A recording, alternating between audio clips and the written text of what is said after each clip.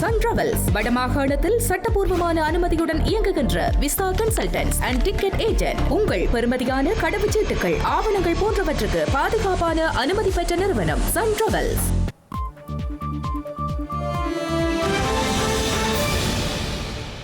வணக்கம்.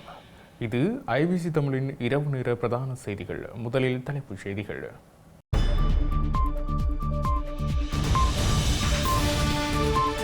யாழில் பொங்கல் நிகழ்வுகளில் பங்கேற்ற ஜனாதிபதி. ஒன்று கூடிய மக்கள். மன்னார் காற்றாலை மின் திட்டத்திற்கு அடிக்கல் நாட்டி வைப்பு. கொன்னையன் குடியிருப்பில் ஆரம்ப நிகழ்வு. ரீஜாவில் நடைபெற்ற ஆண்களுக்கான கபடி போட்டி. வெற்றி பெற்ற கிளிநொச்சி கிங்ஸ் அணி. அரசியல் கைதிகளின் விடுதலை தொடர்பில் ஆராய புதிய குழு. 20 வருடங்களுக்கு மேலாக தண்டனை அனுபவிப்போர் தொடர்பில் அவதானம். யாழில் பொங்கல் தினத்தன்று விபத்து, 2 பேர் பலி. கிரீன்லாந்திற்கு படைகளை அனுப்பிய பிரான்ஸ். ட்ரம்பிற்கு எதிராக ஒன்றிணையும் மேற்குலகம்.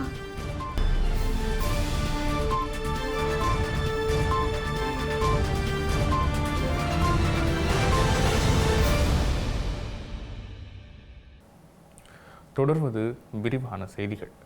ஸ்ரீலங்கா ஜனாதிபதி அனுரகுமார திசாநாயக்க தலைமையில் யாழ்ப்பாணத்தில் பொங்கல் விழா இடம்பெற்றுள்ளது. ஸ்ரீலங்கா ஜனாதிபதி அனுரகுமார திசாநாயக்க இன்று வடமாகாணத்திற்கான பயணத்தை மேற்கொண்டுள்ளார்.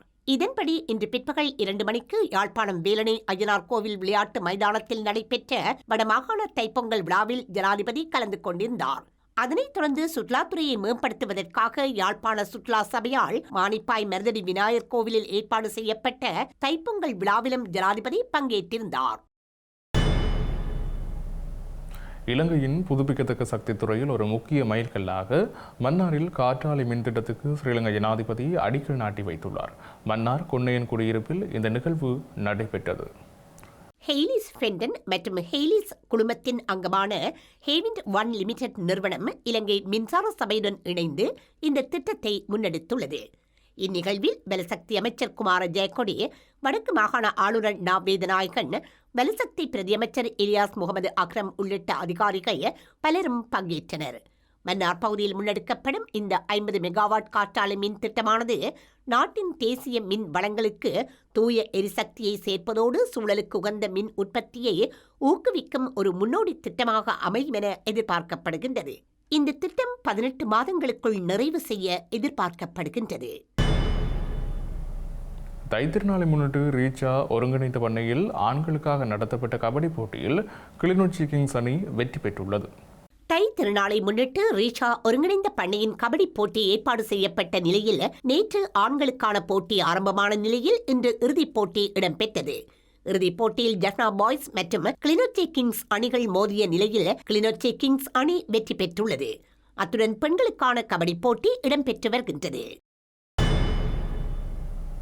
இலங்கையில் பயங்கரவாத தடைச்சட்டத்தின் கீழ் 20 வருடங்களுக்கு மேலாக தண்டனை அனுபவிப்போரின் தண்டனையை தளர்த்துவது தொடர்பில் ஆராயப்பட்டு வருவதாக ஸ்ரீலங்கா நீதியமைச்சு அறிவித்துள்ளது. இந்த விடயம் தொடர்பான பரிசீலனைக்கு குழு ஒன்று நியமிக்கப்பட்டுள்ளதாக நீதியமைச்சர் ஹர்சன நாணயக்கார தெரிவித்தார். பயங்கரவாத தடை சட்டத்தின் கீழ் கைது செய்யப்பட்டு மரண தண்டனை அல்லது ஆயுள் தண்டனை விதிக்கப்பட்டு 20 வருடங்களுக்கு மேலாக தண்டனையை அனுபவிப்போர் தொடர்பில் பரிசீலனை குழு ஆராய்ந்து வருவதாக நீதியமைச்சர் ஹர்ஷன நாணயக்கார கூறினார். இந்த குழுவின் பரிந்துரைகள் அடங்கிய அறிக்கை விரைவில் கிடைக்கும் என எதிர்பார்ப்பதாகவும் நீதியமைச்சர் தெரிவித்துள்ளார். வடக்கு கிழக்கு மாத்திரமன்றி நாட்டின் அனைத்து பகுதிகளுக்கும் பொருந்தும் வகையிலேயே இந்த விடயங்கள் ஆராயப்படுவதாகவும் குறிப்பிட்டுள்ளார். இந்நிலையில் பயங்கரவாத தடை சட்டத்தின் கீழ் கைது செய்யப்பட்டவர்களில் சுமார் 10 பேர் தொடர்ந்தும் சிறைகளில் தடுத்து வைக்கப்பட்டுள்ளதாக தமிழ் அரசியல் கைதிகளின் விடுதலைக்கான இயக்கம் தெரிவித்துள்ளது. தமிழரசு கட்சியின் நாடாளுமன்ற உறுப்பினர் சத்தியலிங்கம் தொடர்பில் முன்னாள் நாடாளுமன்ற உறுப்பினர் சி சிவமோகன் அதிருப்தி வெளியிட்டுள்ளார். மறைந்த முன்னாள் தலைவர் மாவை சேனாதிராஜாவினால் பதில் செயலாளராக கொண்டுவரப்பட்டவர் அவருக்கும் கட்சிக்கும் துரோகம் செய்துவிட்டதாக வவுனியாவில் இன்று இடம்பெற்ற ஊடக சந்திப்பில் கூறினார். தலைவர்களையே தலைவர்களாக துரோகத்தின் மூலம் தோல்பவர்கள் மாவை சேனாதிராஜா ஐயாவால் பதில் செயலாளராக கொண்டு வரப்பட்டவர் தான் அவர். ஏதோ எம்ஓஎச் கடிதம் எழுதுற மாதிரி உங்களை இடைநிறுத்தி விடுவோம். ஒரு செயலாளர் ஒரு முடிவெடுத்து கடிதம் எழுதுவதாக இருந்தால் கட்டாயம் தலைவரது தலைவரது பரிவும் வேண்டும். எனவே அதே தலைவருக்கு நீங்கள் கடிதம் எழுதுவதற்கு முன்னும் அதை முடிவெடுத்திருக்க வேண்டும். அல்லது அந்த விடயத்தை மத்திய கொண்டு கடிதம் எழுதுவதா இல்லையான்னு முடிவெடுத்திருக்கோம். ஆனால் சத்தியலிங்கம் அப்படி செய்யவில்லை. பச்சை துரோகி, அவரால் கொண்டு வரப்பட்டவர். இந்த கட்சிக்கே துரோகம் செய்திருக்கிறீர்கள். உங்களை செயலாளராக விட்டபடியால்தான் இன்றைக்கு இந்த கட்சி படுகோலமான நிலையில் போயிருக்கிறது. அன்று அதை தலைவருடன் கலந்துரையாடி செய்திருக்க வேண்டும். ஐயாவை நிப்பாட்டுவதாக நீங்க முடிவெடுத்திருக்க வேண்டும். சரி, அப்படிதான் முடிவெடுப்பதாக இருந்தால் உங்களுக்கு தேசிய பட்டியல் பிறக்க முன்னணி பாட்டியல் தேசிய பட்டியலாம் கையுக்கு வாங்க முடிய எல்லாத்தையும் வந்து பொக்கத்துக்கு போட்டுட்டு தான் நீங்க கடிதம் எழுதுறீங்க. ரெமோட்ல இருக்கு இங்கே இருக்கிற அந்த மெத்தட் ஆஃப் அல்ல இந்த மிட்வைஸ் கடிதம் என்ன அப்படியா கூட நடைமுறை அரச நடைமுறைக்கே முரணானது, கட்சி நடைமுறைக்கும் முரணானது. ஒட்டுமொத்தத்தில் நீங்க ஒரு நிகழ்ச்சியில போய்கொண்டு உங்களை போல ஆட்கள் வந்து இந்த பதில் பொறுப்பு கொடுத்த நேரம் நான் ஒருக்கா யோசிச்சு இது பொறுப்பு அல்ல, இதை இடைநிறுத்த வேண்டும். ஏனென்றா பதில் பொதுச் செயலாளர் 2 வருடம் இருக்க முடியாது. ஆனாலும் விட்டு கொடுப்போம். சரி, எல்லாரும் ஒரு மனிதன் கௌரவமாக அதை காப்பாற்றிக் கொள்வான்னு நம்பினோம். ஆனா கௌரவங்களை காப்பாற்ற முடியவில்லை, மன்னனால முடியவில்லை. சம்பந்தனுக்கு எதிராக கொண்டு வீட்டை பறிய நிற்கிறீர்கள். இந்தியா ஆண்டாள கொண்டு போய் உடனே தலைவராக நீக்கன்னு சொல்லி கடைசியா சாக்காடி மென்டல் ஸ்ட்ரெஸ்ஸில் ஒரு மனிதன் இருந்தான் என்பதுதான் உண்மை. அந்த ஸ்ட்ரெஸ் கொடுத்தவற்றியா ஒருவன் தற்கொலை செய்தால் அந்த தற்கொலைக்கு தூண்டுதலாக இருந்தவனும் கொலையாது தெரியுமா? அதே போல் ஒரு மனுஷனுக்கு மென்டல் ஸ்ட்ரெஸ் கொடுத்து கொலை பண்ற விட எனக்கு அவரது திராட்டத்திற்கு முன்னராவது தயவு செய்து நீங்கள் அனைவரும் வெளியேறி விடுங்கள். அந்த பதவிகளிலிருந்து வெளியேறி விடணும். இதுதான் இலங்கைக்கான ஆஸ்திரேலிய உயர்ஸ்தானிகர் மத்தியூ டக்வர்த்திற்கும் இலங்கை தமிழரசு கட்சியின் நாடாளுமன்ற உறுப்பினர் சிவஞானம் ஸ்ரீதரனுக்கும் இடையில் சந்திப்பு ஒன்று இடம்பெற்றுள்ளது. இந்த சந்திப்பு யாழ்ப்பாணத்தில் நேற்றைய தினம் நடைபெற்றது. வடக்கு கிழக்கு தமிழ் மக்களின் அரசியல் அபிலாசைகளை அடைவதற்கான பயணங்களில் உள்ள இடைவெளிகள், பொறுப்புக்கூறல், நீதியை நிலைநாட்டுவதில் இன்றைய அரசு அக்கறையுடன் செயற்படாமை தொடர்பில் ஆஸ்திரேலிய உயர்ஸ்தானிகர்களுக்கு தெளிவுபடுத்தப்பட்டுள்ளது. அத்துடன் வடக்கு கிழக்கில் இன்றும் விடுவிக்கப்படாமல் ராணுவ வசமுள்ள தமிழ் மக்களின் காணிகள், புத்த விகாரங்கள் அமைத்து சிங்கள குடியேற்றங்களை விரிவுபடுத்தும் அரசு நிகழ்ச்சி திட்டங்கள் தொடர்பில் விரிவாக தெளிவுபடுத்தப்பட்டது. மேலும் தொழில் வாய்ப்புகள், முதலீடுகளை உருவாக்குதல் தொடர்பிலும் நிரந்தரமான நீடித்து நிலைக்கக்கூடிய கௌரவமான அரசியல் தீர்வை எட்டுவதில் சர்வதேச சமூகத்தின் பங்கும் அழுத்தமும் எவ்வளவு முக்கியமானது என்பதையும் ஸ்ரீதரன் உயர்ஸ்தானிகருக்கு எடுத்துக் கூறியுள்ளார். யாழ்ப்பாணம் மன்னார் A35 வீதி தென்மராட்சி நாவற்குழி பகுதியில் இன்று அதிகாலை இடம்பெற்ற விபத்தில் 2 பேர் உயிரிழந்துள்ளனர்.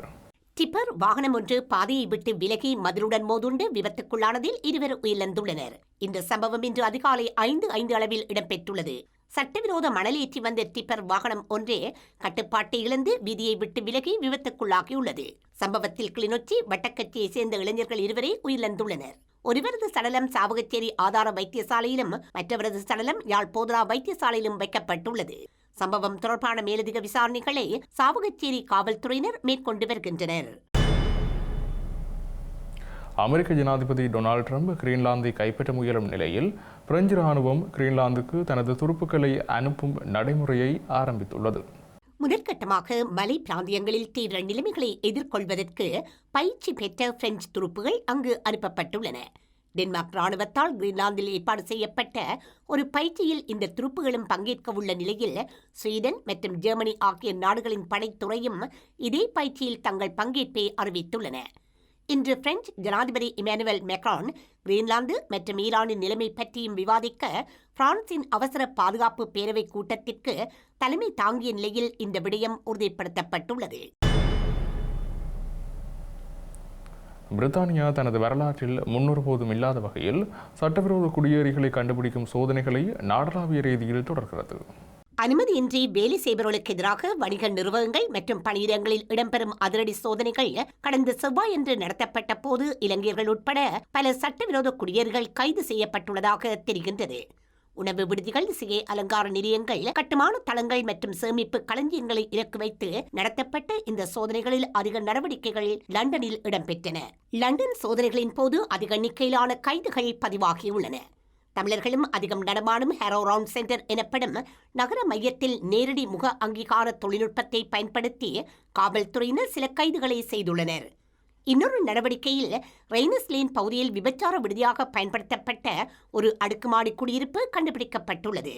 ரெய்னஸ் லேனில் தமிழ் கடைகளுடன் உள்ள பகுதியில் இருந்த குடியிருப்பில் வசிக்கும் மக்கள் வழங்கிய ரகசிய தகவல்களை தொடர்ந்து நடத்தப்பட்ட சோதனைகளில் இந்த வீடு விபச்சார விடுதியாக பயன்படுத்தப்பட்டமையை அடுத்து வில்லஸ்டன் நீதிமன்றத்தின் உத்தரவுடன் இந்த வீடு 3 மாதங்களுக்கு யாரும் வசிக்க முடியாத வகையில் மூடப்பட்டுள்ளது.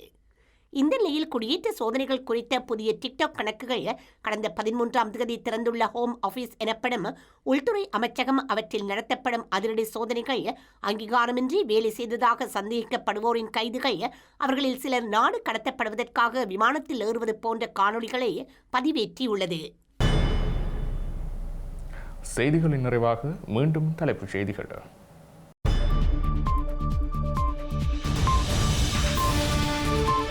யாழில் பொங்கல் நிகழ்வுகளில் பங்கேற்ற ஜனாதிபதி, ஒன்று கூடிய மக்கள். மன்னார் காற்றாலை மின் திட்டத்திற்கு அடிக்கல் நாட்டி வைப்பு, கொன்னையன் குடியிருப்பில் ஆரம்ப நிகழ்வு. ரீஜாவில் நடைபெற்ற ஆண்களுக்கான கபடி போட்டி, வெற்றி பெற்ற கிளிநொச்சி கிங்ஸ் அணி.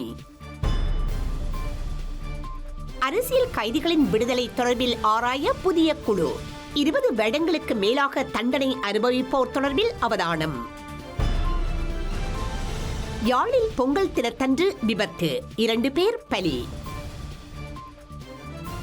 கிரீன்லாந்திற்கு படைகளை அனுப்பிய பிரான்ஸ், ட்ரம்பிற்கு எதிராக ஒன்றிணையும் மேற்குலகம்.